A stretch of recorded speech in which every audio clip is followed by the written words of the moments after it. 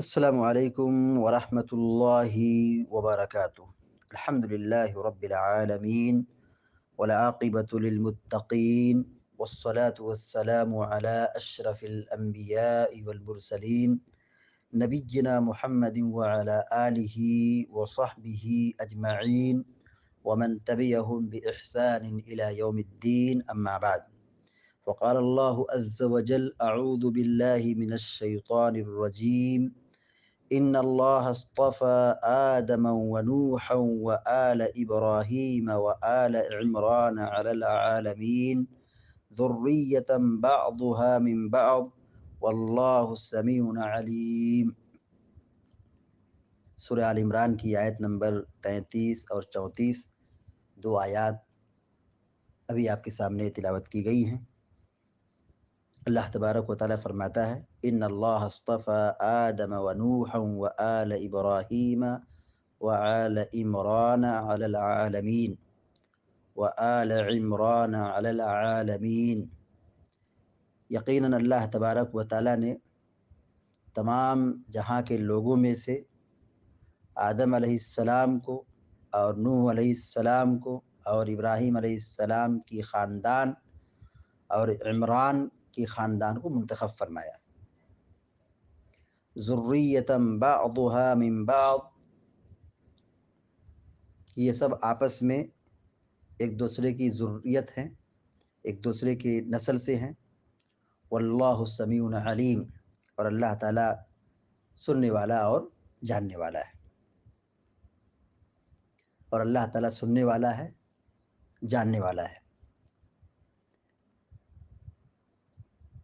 اس آیت کی تفسیر میں شیخ سعدی رحمۃ اللہ علیہ لکھتے ہیں کہ اللہ تبارک و تعالیٰ نے یہاں ان لوگوں کے بارے میں خبر دی ہے جن کو اللہ تبارک و تعالیٰ نے اپنے اولیاء اور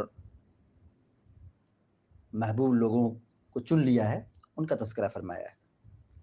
اللہ نے خبر دی کہ اللہ رب العالمین نے آدم علیہ السلام کو منتخب کر لیا ہے، چن لیا ہے۔ ساری مخلوق میں آدم علیہ السلام کو منتخب کیا ہے۔ اللہ نے ان کو اپنے ہاتھ سے بنایا اور اس میں روح ڈالی، اور فرشتوں کو حکم دیا کہ وہ آدم علیہ السلام کا سجدہ کریں، اور اللہ نے آدم علیہ السلام کو جنت میں ٹھہرایا اور انہیں علم عطا کیا، اور تمام مخلوقات میں انہیں فوقیت اور برتری اور فضیلت عطا کی۔ اور پھر اللہ رب العالمین نے آدم علیہ السلام کی اولاد کو عزت بخشی۔ اللہ تعالیٰ فرماتا ہے: وَلَقَدْ كَرَّمْنَا بَنِي آدم، یقیناً ہم نے آدم علیہ السلام کی اولاد پر، آدم علیہ السلام کی اولاد کو عزت دی ہے۔ وَلَقَدْ كَرَّمْنَا بَنِي آدم، بنی آدم کو ہم نے بڑی عزت دی ہے۔ وَحَمَلْنَاهُمْ فِي الْبَرِّ وَالْبَحْرِ، اور ہم نے انہیں بنی آدم کو خشکی اور تری میں سوار کیا ہے، یعنی وہ سفر کرتے ہیں خشکی کے اندر بھی اور سمندر کے اندر بھی۔ وہ اسباب مہیا کیے۔ وَرَزَقْنَاهُم مِّنَ الطَّيِّبَاتِ، اللہ تعالیٰ کہتا ہے ہم نے بنی آدم کو پاکیزہ روزی دی ہے۔ وَفَضَّلْنَاهُمْ عَلَىٰ كَثِيرٍ مِّمَّنْ خَلَقْنَا تَفْضِيلًا، اور ہم نے اپنی بہت ساری مخلوقات میں انہیں فوقیت اور برتری اور فضیلت عطا کی ہے۔ اللہ رب العالمین نے نوح علیہ السلام کو منتخب کیا، چن لیا ہے، انہیں زمین کا سب سے پہلا رسول بنایا ہے۔ یہ اس وقت رسول بھیجے گئے جب زمین میں بتوں کی پوجا کی جا رہی تھی، اور اللہ رب العالمین نے انہیں صبر کی اور شکر کی توفیق بخشی کہ انہوں نے اللہ رب العالمین کی طرف دعوت دی، قوم کو سمجھایا، اپنی ایک طویل مدت توحید کی دعوت میں انہوں نے استعمال کیا، اپنی پوری زندگی توحید کی طرف بلاتے رہے۔ 950 برس تک، یاد رہے 950 سال تک نوح علیہ السلام اپنی قوم کو دعوت توحید پیش کر رہے تھے۔ اللہ رب العالمین نے زمین والوں کو غرق کر دیا، پانی میں ڈبو دیا، اور نوح علیہ السلام کو اور مومن قوم کو اللہ رب العالمین نے نجات دلا دی جو کشتی پر بیٹھے ہوئے تھے، یعنی جو اہل ایمان تھے وہی کشتی پر تھے، بقیہ جتنے بھی کافر تھے سب کے سب سیلاب میں ڈوب گئے، اللہ نے ان کو ہلاک کر دیا۔ تو یہ عزت بخشی اللہ رب العالمین نے نوح علیہ السلام کو، اور اللہ رب العالمین کو چن لیا، اور نوح علیہ السلام سے نسل چلی، گویا کہ کافروں کی ساری جتنی آبادی تھی سب تہس نہس ہو گئی، اب صرف اہل ایمان باقی تھے، اور نوح علیہ السلام سے نسل چلی۔ تو یہ اللہ تعالیٰ یہاں پہ ذکر کر رہا ہے کہ اللہ نے نوح علیہ السلام کو چن لیا۔ تو آدم علیہ السلام کا ذکر ہوا اور نوح علیہ السلام کا ذکر ہوا، دونوں کو آپس میں ذکر کیا، پہلے آدم کو پھر نوح کو، چونکہ یہ ان دونوں کا زمانہ قریب قریب کا ہے۔ قریب قریب مطلب کیا؟ پہلے آدم علیہ السلام ہے، پھر اس کے بعد 10 پیڑھی کے بعد نوح علیہ السلام ہے۔ نوح علیہ السلام یہ زمین کے پہلے رسول ہیں۔ اللہ رب العالمین نے ابراہیم کو چن لیا۔ شیخ سعدی رحمۃ اللہ علیہ کہتے ہیں وَاصْطَفَىٰ آلَ ابراہیم وَهُوَ ابراہیم خلیل الرحمن الذی اختصہ اللہ بخلتہ، کہ اللہ نے آل ابراہیم کو چن لیا، ابراہیم علیہ السلام کی خاندان کو چن لیا، ابراہیم علیہ السلام کے گھر والوں کو چن لیا۔ انبیاء علیہ السلام کی ایک طویل فہرست ہے جو ابراہیم علیہ السلام کی نسل سے چلی ہے۔ دیکھیے ابراہیم علیہ السلام نبی ہیں، ان کے بیٹے ابراہیم کے بیٹے اسماعیل اور اسحاق یہ دونوں نبی ہیں۔ پھر اسحاق علیہ السلام کے بیٹے یعقوب ہیں، وہ بھی نبی ہیں۔ یعقوب علیہ السلام کے بیٹے یوسف ہیں، وہ بھی نبی ہیں۔ اور پھر بنی اسرائیل کا پورا ایک قافلہ چلا، اور بنی اسرائیل میں سب سے زیادہ انبیاء آئے۔ تو یہ سب سلسلہ کہاں جڑ رہا جا کر کے؟ ابراہیم علیہ السلام کی طرف جڑتا ہے۔ تو شیخ سعدی رحمہ اللہ کہتے ہیں کہ ابراہیم علیہ السلام جو اللہ کے خلیل ہیں، اللہ نے ان کو اپنی خلت کے لیے منتخب کر لیا ہے، اور ابراہیم علیہ السلام وہ نبی ہیں جنہوں نے اپنے آپ کو آگ میں ڈال دیا ہے اللہ تعالیٰ کی رضا کے واسطے، اور اپنے بیٹے کو قربان کیا، اور اپنے مال کو مہمان کے لیے قربان کیا، اور اللہ رب العالمین کی طرف دن و رات اور کھل کر کے پوشیدہ طور پر ہر طرح لوگوں کو توحید کی دعوت دیتے رہے۔ تو اللہ رب العالمین نے ان کو اسوہ بنایا، نمونہ بنایا کہ لوگ ان کے بعد ان کی پیروی کریں گے، اور ان کی ذریت میں اللہ تعالیٰ نے نبوت اور کتاب رکھ دی، یعنی ان کی ذریت میں نبوت کا سلسلہ بہت طویل زمانے تک چلتا رہا۔ اور اس میں یعنی ابراہیم علیہ السلام کی خاندان میں سب انبیاء ہی آئے، تمام انبیاء جو ہیں آل ابراہیم میں داخل ہیں، جو ان کے بعد یعنی ابراہیم علیہ السلام کے بعد آئے، جتنے بھی انبیاء اور رسول آئے ابراہیم علیہ السلام کے بعد، ان سب کا نسب جا کر کے ابراہیم علیہ السلام سے ملتا ہے۔ تو اللہ رب العالمین نے طرح طرح کے فضائل سے ابراہیم علیہ السلام کو متصف کیا، اور ابراہیم علیہ السلام ہی کی نسل سے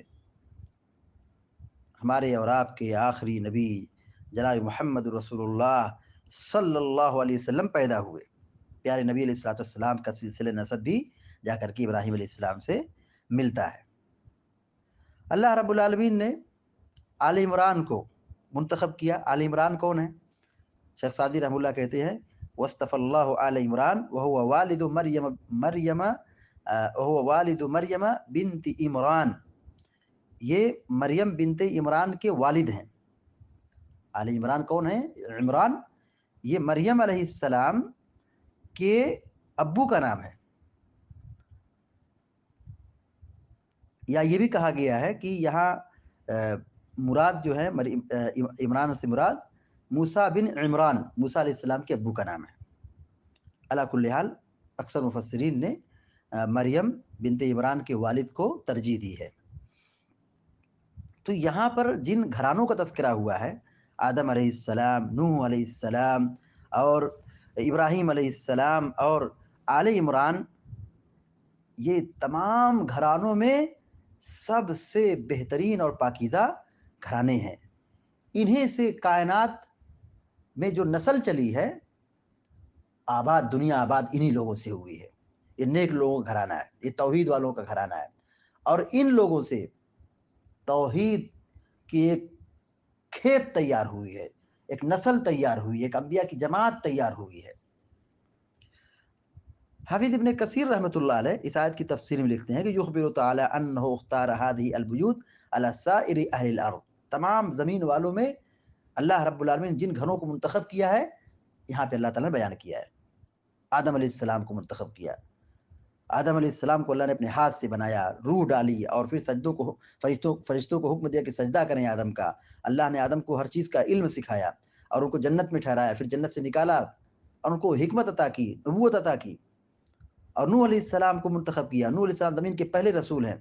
جب زمین میں شرک پھیلا تو اس شرک کی بے خونی کے لیے، شرک سے روکنے کے لیے اللہ تعالیٰ نے نوح علیہ السلام کو رسول بنایا۔ ایک لمبی مدت تک نوح علیہ السلام صبح و شام، دن و رات، اور سرن اور جہرن لوگوں کو توحید کی دعوت دیتے رہے۔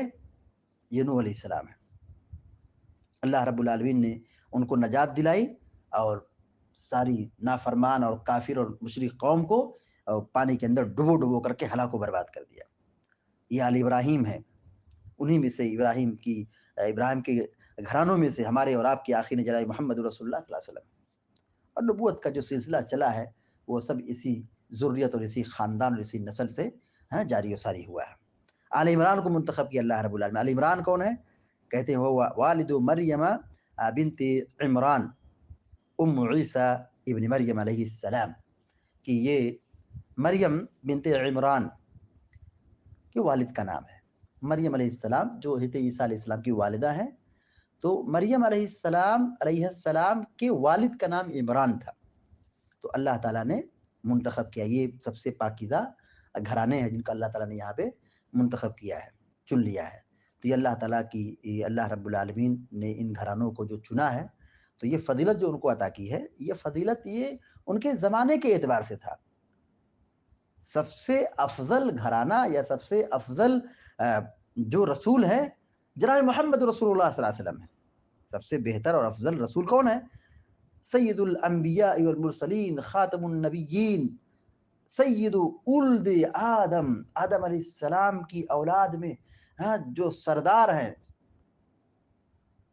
سب سے افضل ہیں، سب سے افضل انسان ہیں، سب سے افضل رسول ہے، امام الانبیاء ہیں، وہ جناب محمد رسول اللہ صلی اللہ علیہ وسلم ہے۔ اسی لیے مفسرین نے جو یہاں پر ذکر کیا ہے، التفسیر المیسر میں دیکھیں، انہوں نے تفسیر میں ذکر کی ہے مفسر نے کہ وجعلہم افضل اہل زمانہم، ان کو اللہ تعالیٰ نے چن لیا جو یہاں پہ آیت میں ذکر کیا گیا ہے۔